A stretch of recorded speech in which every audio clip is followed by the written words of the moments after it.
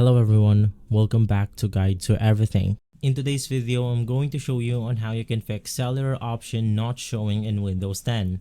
Basically, the simplest way in order for you to fix this problem is to make sure that everything is updated on your computer, and we can start by updating our Windows entirely. So you can just search for check for updates, wait for the page to load in, and from here you then want to make sure that you are using the latest version of Windows 10 onto your computer. From there, the problem might be on the driver itself. So to go ahead and fix that, you can then go ahead and type for device manager on your search engine or on your Windows panel right here, and simply inside you then want to look for the device that you're having problem with. So in our case, it's going to be something like a Wi-Fi connection or the cellular option.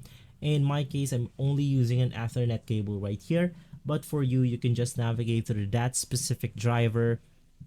So let's go ahead and navigate through the network adapters right here. Right click on the cellular option, click on properties, and from here you then want to click on driver. Click on update driver, and you want to make sure that you are also using the latest driver for this specific item right here. Now if that didn't work, you can then try reinstalling or uninstalling the driver first, install it back in, and from there restart your computer. You should be good to go. If this video has been helpful, leave a like, subscribe, and follow Guide to Everything for more videos like this. Thanks for watching.